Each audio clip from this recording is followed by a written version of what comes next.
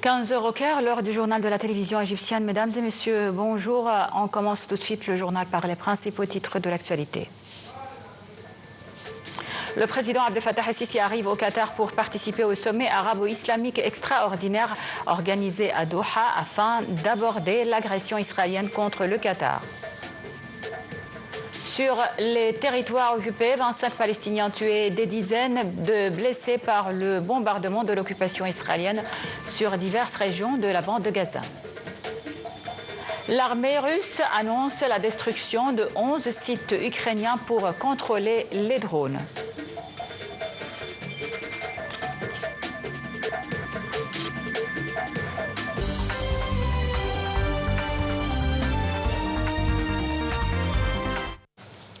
À la une de l'actualité, le président Abdel Fattah el-Sisi est arrivé aujourd'hui au Qatar pour participer au sommet arabo-islamique extraordinaire organisé à Doha afin d'aborder l'agression israélienne contre le Qatar. La participation du président el-Sisi témoigne de la solidarité totale de l'Égypte avec le Qatar tant au niveau du gouvernement que du peuple et reflète sa position inébranlable aux côtés de ses frères face à cette agression qui constitue une violation flagrante de toutes les conventions et normes internationales. Le président el-Sisi prononcera le discours de l'Égypte lors du sommet extraordinaire présentant la vision du Caire concernant l'évolution de la situation au Moyen-Orient et soulignant les principes de la politique égyptienne en matière de soutien à la sécurité et à la stabilité régionale. Le président el-Sisi devrait tenir plusieurs réunions bilatérales en marge du sommet afin d'examiner les moyens de renforcer la coopération et la coordination conjointe. Le Premier ministre du Qatar, Mohammed Ben Abdelrahman Al Thani, a exhorté la communauté internationale à arrêter le deux poids, deux mesures et à sanctionner Israël pour ce qu'il a décrit comme ses crimes. Il s'exprimait à la veille d'une réunion dans la capitale qatarienne avec les dirigeants arabes et musulmans visant à condamner les frappes israéliennes ayant visé la semaine dernière des responsables palestiniens à Doha. Le Premier ministre qatari avait indiqué que l'agression israélienne contre le Qatar reflète l'arrogance et l'imprudence de la violation de la souveraineté d'un État membre des Nations Unies, de l'Organisation de la coopération islamique, de la Ligue arabe et un médiateur dans le processus de paix, ce qui constitue une escalade dangereuse qui menace la paix, la sécurité et la stabilité régionale. De son côté, le secrétaire général de la Ligue arabe, Ahmed Aboulghait, a qualifié l'agression israélienne contre le Qatar de traîtresse et de lâche. Il a souligné que la faible position internationale et le silence honteux sur les crimes commis par Israël à Gaza et dans toute la région ont encouragé les dirigeants extrémistes de l'occupation à poursuivre leur attaque sans crainte de punition. Et en marge de sa participation à la réunion ministérielle préparatoire du sommet arabo-islamique extraordinaire qui se tient à Doha, le ministre des Affaires étrangères Badr Abdelghati a eu une série d'entretiens avec ses homologues koweïtiens, pakistanais et turcs. Les détails de ces rencontres dans ce commentaire. En marge de sa participation à la réunion ministérielle préparatoire du sommet arabo-islamique extraordinaire qui se tient à Doha, le ministre des Affaires étrangères Badr Abdelghati a rencontré le vice-premier ministre et ministre des Affaires étrangères du Pakistan, Mohammed Ishaq Dar. Les deux ministres ont passé en revue l'ensemble des relations bilatérales entre leurs pays, réaffirmant leur volonté commune de renforcer la coopération et d'élever le niveau des relations politiques, économiques et commerciales. Sur le plan régional, les deux ministres ont condamné l'agression israélienne contre l'État frère du Qatar et exprimé leur pleine solidarité avec le gouvernement et le peuple qatari.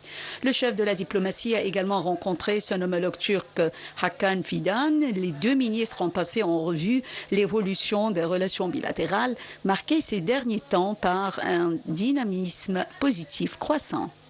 Les deux ministres ont également exprimé leur solidarité avec le Qatar face à l'agression israélienne récente visant sa souveraineté. Ils ont également appelé à un cessez-le-feu immédiat à Gaza, rejetant les politiques de blocus, la famine et le déplacement forcé. Le ministre des Affaires étrangères s'était entretenu de même avec son homologue koweïtien, Cheikh Abdallah El Yahya. Les deux ministres ont salué la particularité des relations entre l'Égypte et le Koweït, marquées par une coordination constante à tous les niveaux. Sur le plan régional, les deux responsables ont réaffirmé leur solidarité avec le Qatar à la suite de l'agression israélienne et ont condamné toute atteinte à la souveraineté des États arabes, à leur sécurité et leur stabilité. Ils ont insisté sur la nécessité urgente de mettre un terme à la guerre israélienne contre la bande de Gaza.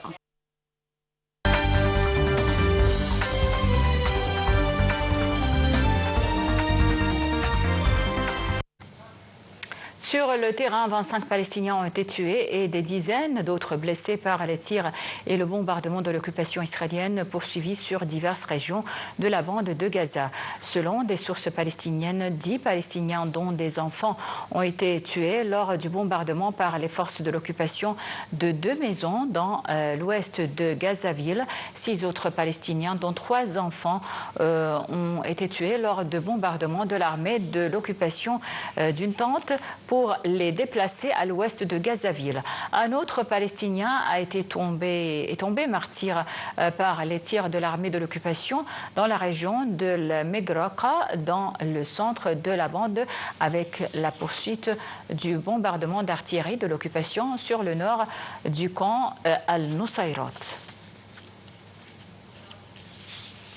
Le haut-commissaire de l'UNRWA, Philippe Lazzarini, a déclaré qu'il n'y a pas d'endroit sûr à Gaza alors que la situation humanitaire continue à se détériorer en raison de l'escalade des frappes aériennes israéliennes et du déplacement des civils. Lazzarini a souligné que 10 bâtiments de l'UNRWA dans la bande de Gaza ont été bombardés au cours des 4 derniers jours seulement, dont 7 écoles et 2 cliniques servant d'abri à des milliers de personnes de déplacées. Il a également souligné que l'UNRWA a été contrainte de cesser de fournir des soins de santé au camp d'El-Shali. Les camions du 37e convoi d'aide humanitaire dans le cadre de l'initiative égyptienne Zaid el-Izza a quitté le point de passage de Rafah en direction de la bande de Gaza. Organisée par le Croissant Rouge égyptien depuis le 27 juillet, cette initiative poursuit toujours ses efforts visant à alléger la souffrance du peuple palestinien dans l'enclave. Ce convoi est composé de plusieurs camions d'aide alimentaire, médicale et humanitaire urgente en direction de la bande de Gaza. Rappelons que le point de passage de Rafah n'a jamais été entièrement fermé du côté égyptien.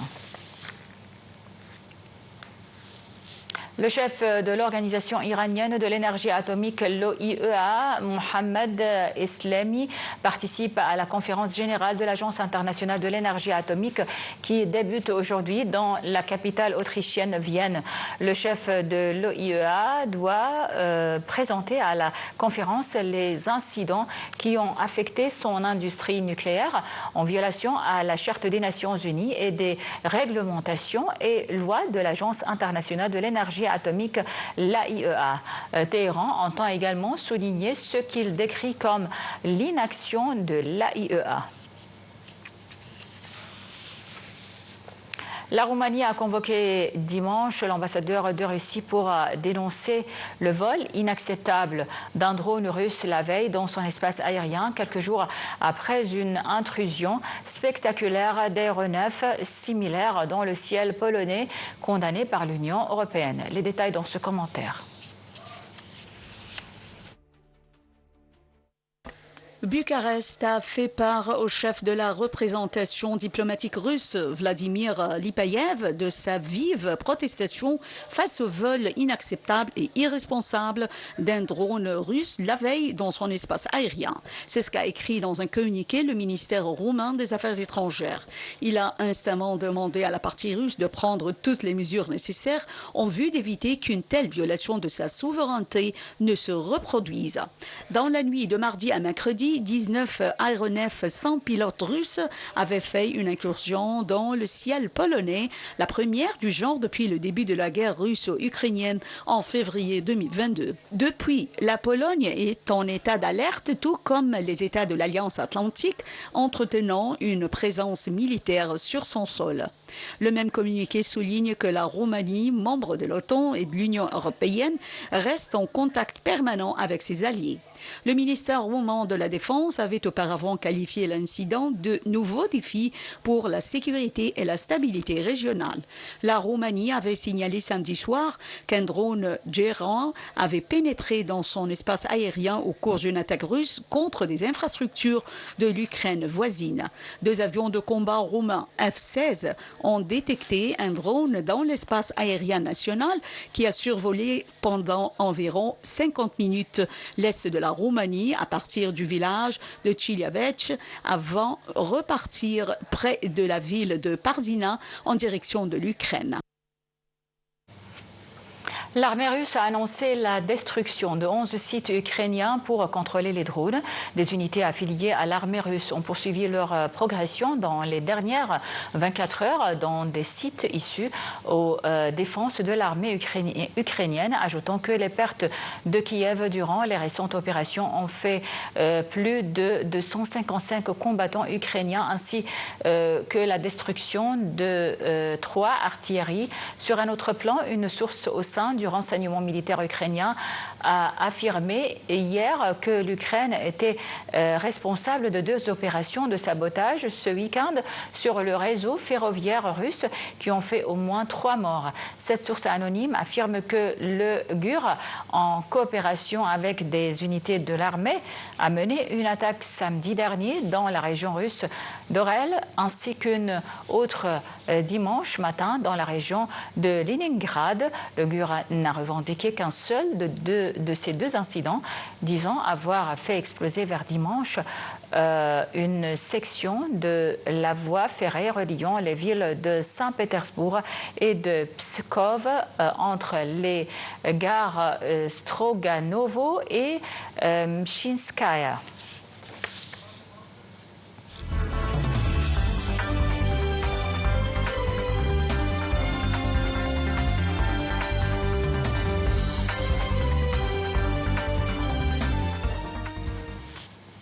Et sur notre page économique, la croissance de la production industrielle et celle des ventes au détail en Chine ont ralenti en août davantage qu'attendu. Symptôme des difficultés persistantes de la 2e économie mondiale, indiquent des données officielles publiées ce lundi. Les détails dans ce compte rendu. La crise prolongée du secteur immobilier en Chine, jadis moteur économique, une demande internationale plus faible ainsi qu'un taux de chômage élevé chez les jeunes Chinois pèsent sur la consommation des ménages et le moral des entreprises. Dans ce contexte, la production industrielle a connu en août son taux de croissance le plus bas depuis un an, avec une progression de 5,2% en glissement annuel selon le Bureau national des statistiques BNS. C'est bien inférieur à la prévision moyenne d'analystes interrogés par l'agence Bloomberg, 5,6%. La croissance de la production industrielle n'avait plus connu un niveau aussi bas depuis août 2024, 4,5%. La faiblesse de la demande internationale est l'un des éléments d'explication.